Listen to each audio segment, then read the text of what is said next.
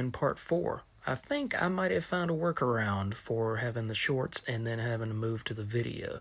So let's see how this works. We're going to start with Spider-Man Kraven's Last Hunt today.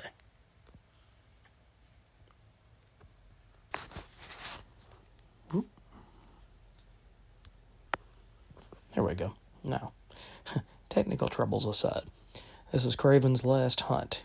It'll be the 4th in this series of videos and snowed in. Some things you might want to read if you've never picked them up. Kraven's Last Hunt is by J.M. DeMatteis and Mike Zeck with inks by Bob McLeod.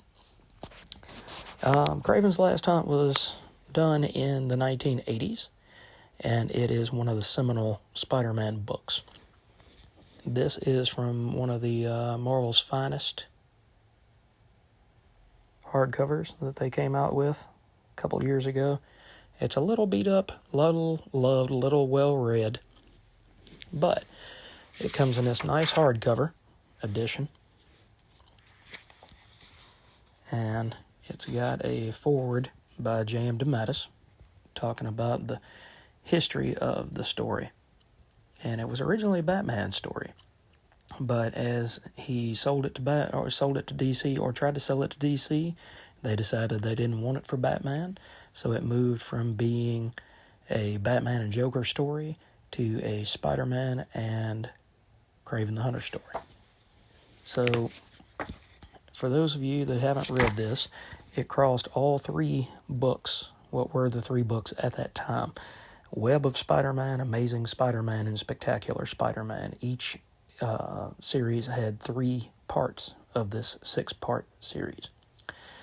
And it talks about Kraven the Hunter capturing Spider-Man, finally capturing his nemesis. And it shows Kraven's downfall. He's going mad, because he has to be one with the Spider. He has to be better than the Spider. That's what he's thinking. So the colors in this are just vibrant, and they pop. And see, Spidey is out and about trolling the city, and he gets hit by Kraven and gets captured in the net. And all of a sudden, here comes Kraven with a shotgun.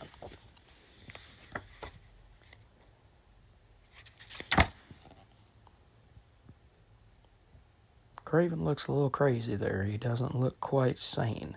So he looks like he's going through some issues. Spider-Man is having hallucinogenic effects and sees Joe Chill, who's one of the street toughs that he had been dealing with the last few issues before that. This is overall an examination of strength for Mary Jane, showing Mary Jane is a strong character that can stand on her own. It's a character examination of Kraven, who has buried Spider-Man and left him for dead.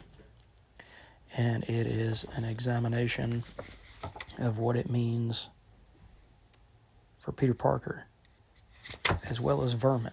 Vermin is a Captain America villain that DeMatteis kind of latched on to, and he actually created the character with Mike Zeck and John Beatty on Captain America way back in the day, back in the early 80s. And Vermin is a half man, half rodent, and it was really brought out by the sexual oppression and sexual misconduct that was brought upon the main character, the human version of Venom. And so it's a multi-layered, multifaceted story.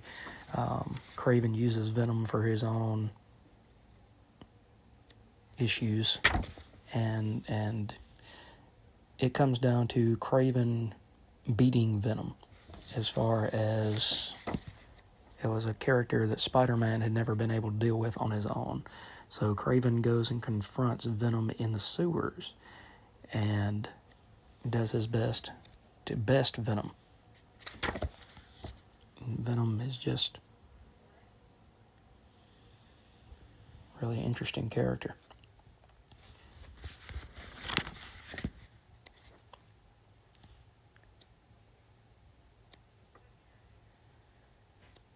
So he confronts Kraven in the sewers, dressed as Spider-Man, to make Vermin think that he is Spider-Man, because Vermin doesn't pay attention to the fact that this Spider-Man is bigger than the other one.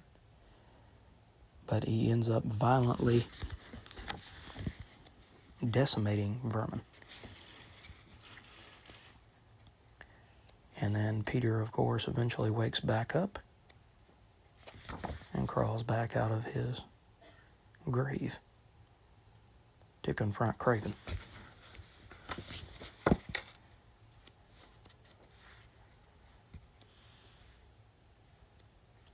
He makes it back home to Mary Jane, decides to go back to confront Kraven at his manor.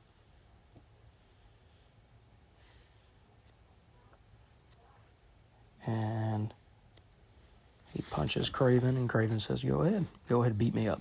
Do whatever you want to me. I've already beaten you. You can't be the spider. You can't frighten me anymore. You can't harm me anymore. So he lets Vermin out and tells Spider-Man, you can either get me or you can go chase after Vermin and stop him.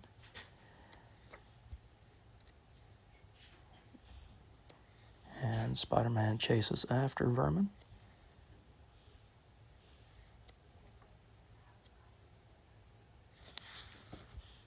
It seems like a pretty violent ending to Kraven. And then that still gives the final part where Kraven is buried, and it shows the confession of what he did to Spider-Man. Spider-Man has to overcome Vermin himself. And Vermin has a very interesting power that there's a storyline in Spectacular Spider-Man later on from issue 178 to 183 called The Child Within, that deals with all of the things that Vermin had to go through as a child. And when it deals with that, it kind of gives you an idea of where this character comes from. But the interesting thing about Vermin is that he almost has this ability to emanate pain and suffering and anger psychically onto another character. So when a character fights Vermin, oftentimes they tend to lose control and almost take him out, because if you don't have a good grasp of your own psychological well-being, then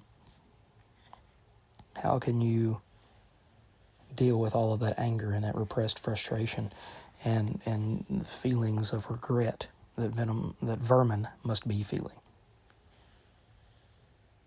Read this story 1,000 times, and I don't know why I keep calling him Venom. Maybe it's because it's the black suit. But anyway, it is one of the best Spider-Man stories that you could ever read. And again, if you're snowed in like me and my family, then that is one of the stories that I recommend that you check out. Thanks for your time. See you next video. If you like this video, give me a comment down below and give me a like and subscribe. I'm still working out the kinks on this channel and where to do these videos, but for now, I'm just trying to build the channel up into something that everybody enjoys. If you have any suggestions for what you'd like to see me cover, just let me know. And if I've got a copy of it or if I've read it, I'll check it out. Thanks.